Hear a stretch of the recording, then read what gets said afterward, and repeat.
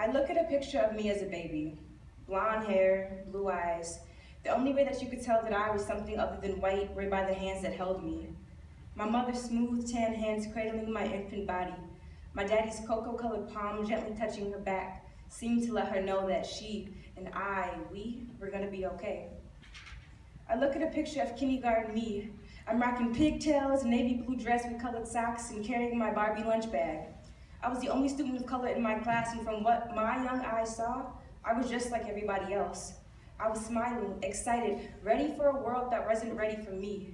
I loved reading. I spelled exceptionally well, new words that my teacher was shocked about. She pulled my mom to her side and assured her that I had a problem. When we got home, my mom sat me down, held my hand, and asked me, do I know what I am? I answered, I'm a girl, I'm human. She said, but what color are you?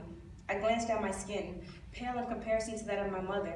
She pulled my face, and my eyes locked with hers. Sweetheart, you're black and it's beautiful. It's what makes you you. It's what makes you different, golden. I look at a picture from 4th grade. This was the year that my teacher tried to fail me, even though report cards show only A's and B's. My mother was furious. She almost cussed out that woman, and I had to reassure her that I was gonna be good, that I was still golden. I look at a picture from my freshman year of high school, curly-haired, and I still look awkward because I hate taking post pictures. This was the year that I stopped straightening my hair. The first time my friends saw it, they touched it, played with it, asked me hella times how I got my hair like that. Because I was, again, one of the only black people that they saw at school. The first time my mother saw it, she told me to fix my hair. But when I looked in the mirror, I saw a me that I loved, a me that was grateful to finally be me. All these years my mother had told me to embrace my blackness, but the curls, coils, and waves in my hair were way too foreign to her. I don't blame her. I blame the world we live in where parents are formed by Euro societal standards and children are forced to conform. The blonde hairs in my head were the only thing on me that wasn't golden anymore. I look at a picture from junior year of high school. I switched schools, but not mentalities. I was still fighting for my blackness, for the validity of it. Bus rides to school were awkward. I was little, new, referred to as light bright and white girl. I play rugby now, but tackling wasn't something new to me. Bus bras, because my skin color made people leery of me, because I knew no one and didn't talk, because I wasn't considered black, because after the first time I was punched, I felt broken and vowed never to do that again, because I was still golden. I look at a picture of me and my group of friends from a few years ago.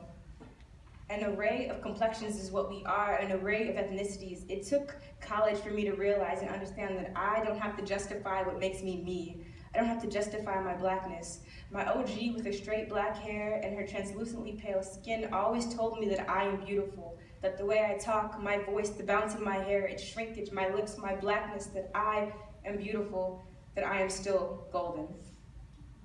That's...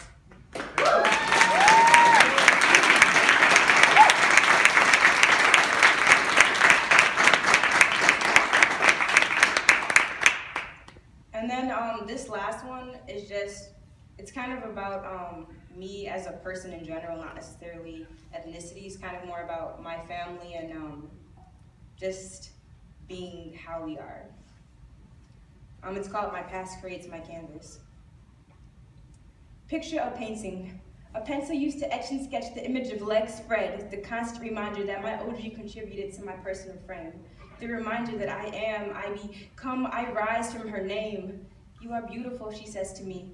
She whispers, and don't ever change. My granny told me that I can do anything I put my mind to.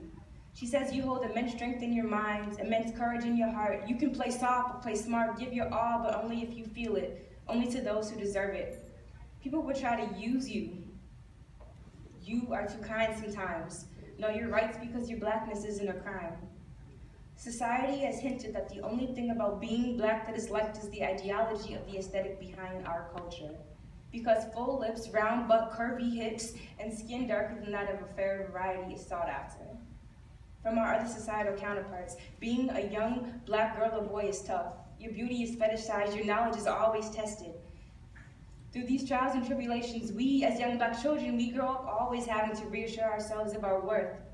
I look at my hands, rough, rugged, pale in comparison to the smooth tan hands of my mother, pale in comparison to the laboring cocoa-colored palms of my dad.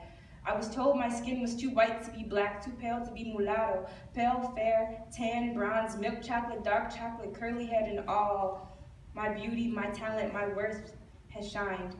Someone told me I couldn't once. Tried to convince me that I wasn't good enough. Sometimes it's challenging accepting who you are when the entirety of the world tells you to be something else. With the entirety of the world breathing down your neck, it's hard to keep your mind straight when all they do is tell you to fix yourself. They tell you to straighten your hair, to watch your weight, to not ink your body, to be smart, elegant, sassy, but kind of cute with it because you are allowed to be who you are, but only how they tell you to be, and nothing more. From in between the pollination of petals, I bloomed an artist's picture, a canvas, seedlings drizzled in moist ground. From it, nothing was expected to grow, but I have shined through, growing up, over, and out. In the end, whenever mine may be, my words thicker than pudding, they're my proof, my voice scripture. In times of self-doubt, I hear my granny's voice, smooth, supple in my ear. I let her guide my art, strengthen my heart, and be the constant reminder that there's nothing I can't do when being me and loving my blackness too.